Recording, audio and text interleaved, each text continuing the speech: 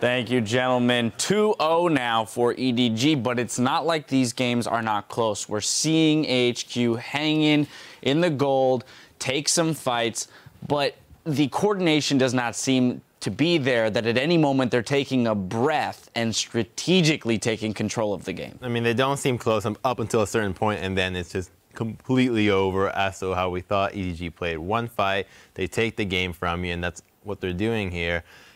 AHQ needs to compose themselves a little bit. They take a lot of fights on and try to match EDG, and at times they win because that's kind of how they play as well. But they're not even looking at the map. They're taking fights when Westdoor is split pushing bottoms like, oh, let's fight. Oh, Westdoor wasn't here. Whoops. Yeah, that's a typical 4-1 split push from AHQ that gets punished. So EDG definitely did their homework coming into this. And then their lane swaps, too. They're overcommitting on top side from AHQ, and then the turret goes down, EDG gets an advantage there, they swap it back. EDG's just playing it a lot better. The overcommit is what I want to hit on, because we talk about both these teams being fight heavy. I think that the difference is that AHQ overcommit a little bit more from EDG. I am not saying that EDG don't overcommit, because they definitely do, but AHQ just seem to want to ride that last little bit of the fight a little bit too far, and then it turns around and bites them.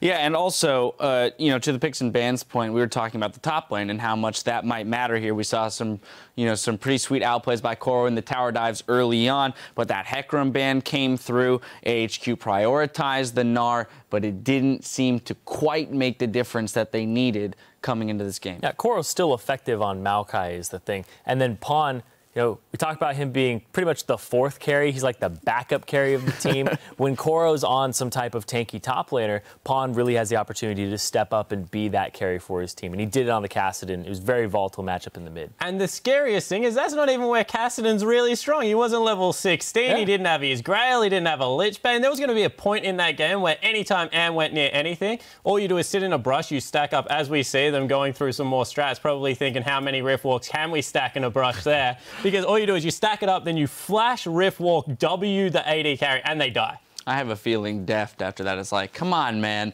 make your Rift Walks work. Let me have the lanterns after having to run away there. He had flash during that little moment. I don't know why he didn't just flash over the top of the wall and then just join his team. Instead, he runs around, and then he blows his flash at the end to die to the Fizz Seastone Trident. And that's the interesting thing, though, about these high-octane games is that we do start to see these high-level players make mechanical errors or small judgment errors in their split-second decision-making, and it really is about instincts and which of these teams is going to capitalize on those minor mistakes from the other. With so many team fights, that's exactly what happens, and AHQ just need to compose themselves and slow the game down for them. They really need to look at the bigger picture and see what's happening when they commit for a kill, what's happening when EDG makes a move. Look at the weaker side of the map. And it looked good in the early game, to be honest. That tower dive against Koro was a good idea, but failed execution turns the whole game around. Off that, they probably could have been able to snowball a little bit, but at this rate, I don't even trust them to be able to take that lead and close out against EDG.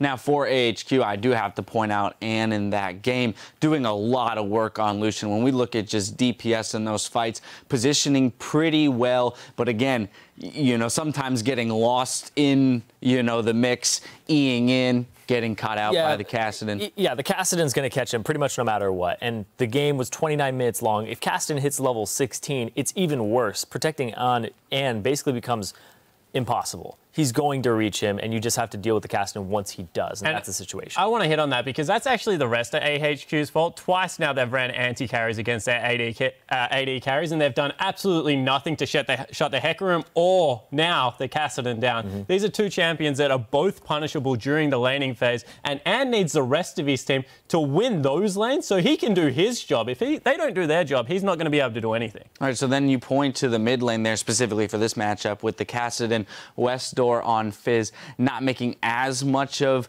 an impact in terms of pressure in that lane early on, or is that Mountain not paying attention, you know, to that lane and putting pressure there? I think it was fine for him, to be honest. We were expecting him to fall behind a little bit in CS, not as much as it happened, but towards the mid game, his team fighting was perfectly fine. What I want to look at is the lane swaps that happen. At this point, there's going to be a lot of mind games for AHQ. They want the lanes. They have strived in an environment where you can camp the 2v2, but they haven't gotten it. The lane swaps have really shafted them over. So perhaps go for a blind lane swap. You know, you go for a 5-point defense, and then you just blind lane swap. It's very difficult to scout. EDG would have to invade heavily and commit to a lot of wards to one side of the map, and you can still pull off a blind swap. They need to get the 2v2. If they don't, I think they're just going to get blown out of the water. Yeah, because twice EDG's got the first turret, got the, I guess, first successful play, then made a play on the other side of the map straight away to shut down exactly what AHQ are doing.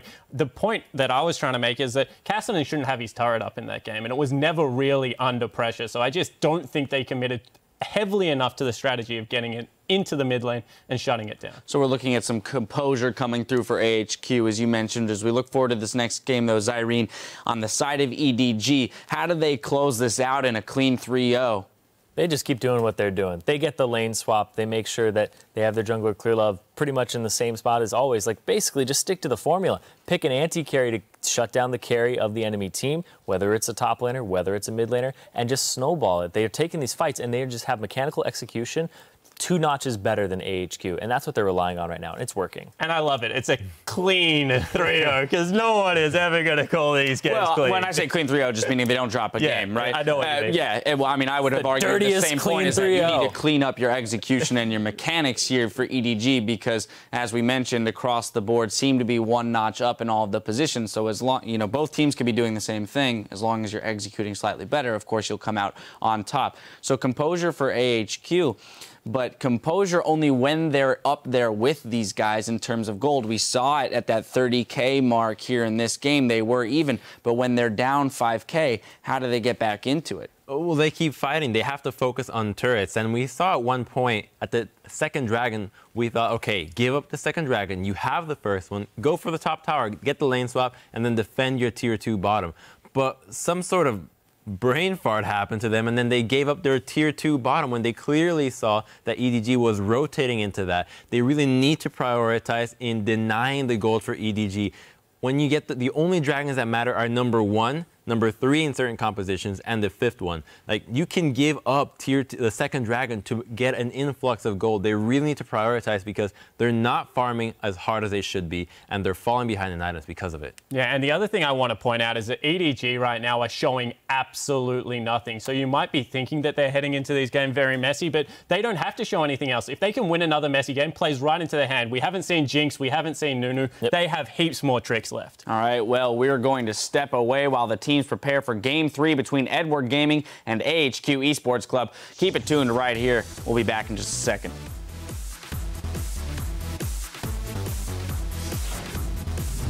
They saw the first pitch from EDG.